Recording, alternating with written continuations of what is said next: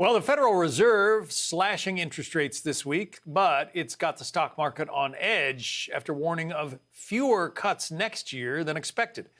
Inflation remains a stubborn problem, and uncertainty surrounds the U.S. economy under incoming President-elect Donald Trump.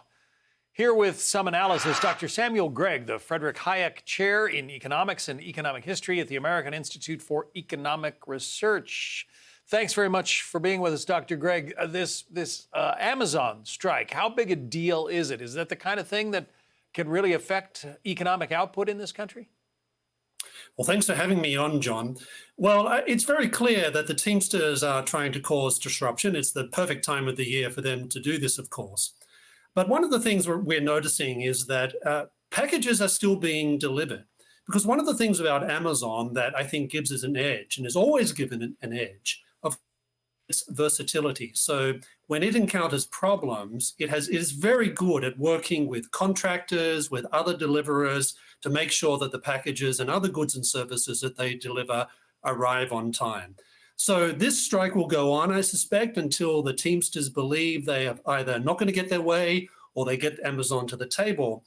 But Amazon, I don't think, is going to be particularly affected by this. And I think it reflects the fact that they're a company that knows how markets work, and it knows how to deal with those contractors and other delivery mechanisms that make them so efficient at delivering goods and services year round. The Fed cut interest rates this week, as I noted, 25 basis points. That normally, creates a stock market rally. Instead, the Dow Jones is down, well, more than 3% over the last month, and most of that in this past week. Why? Well, I think the Fed, like a lot of other people, were rather spooked by the slight uptick in inflation that occurred towards the end of this year. So they signaled very clearly that while they're going to bring interest rates down, they're not going to bring it down at the pace and at the speed that many people in the markets, and I would suspect the incoming Trump administration, suspected and hoped that they would. So that spooked markets. It means that people are going to be reassessing how much the economy is going to be growing next year. It indicates to us that the Fed is committed to trying to purge as much inflation as it can from the economy and to bring prices down. But that is going to have some implications for growth. And that, I think, is what stock markets are particularly worried about right now. Donald Trump was elected in large part on his economic message. So as he gets ready to take office in a month or so, what can he do to deliver on some of those promises? Well, my guess is that he and the Congress will work very hard at making sure that the tax cuts that were passed in his first term are extended both on the personal level and on the corporate level. And he's promised in some respects to try and bring down corporate taxes even more than before. I think he's got to take very seriously this issue of the public debt. $36 trillion. It's grown by $12 trillion since 2020, which is an unparalleled expansion of the federal debt. The last time the debt grew this fast, of course, was during the Second World War. Last time I checked, we're not at war with Nazi Germany or Imperial Japan. So that's another challenge. I think also deregulation. The Biden administration was very high on regulating parts of the economy to an extent that we have not seen for a long time.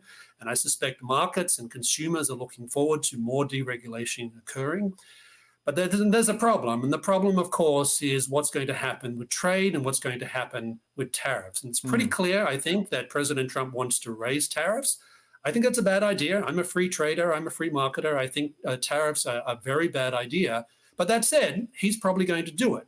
Now, what's going to be interesting for markets and for business is what that's actually going to look like. Because even though he has said a lot about tariffs, we're not quite sure how that's going to play out in real time and what the exact levels and who they'll be directed at. We don't really know too much about that.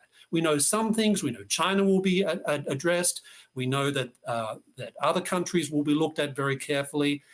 But we also know that businesses are now scrambling to work out supply chains. They're working out what their margins are going to look like. They're working out whether they need to introduce more technology into their operations, et cetera. So there's a lot of different things going on that's going to create uncertainty until we see what actually happens in the realm of tariffs.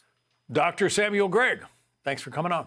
Hi, everyone. I'm Brian Kilmeade. I want you to do me a favor. I want you to click to subscribe to the Fox News YouTube page. This is the only way that I know for sure that you're not going to miss any great commentary, any great news bites, any great interviews coming your way on Fox. You can get it all here on YouTube. So subscribe right now.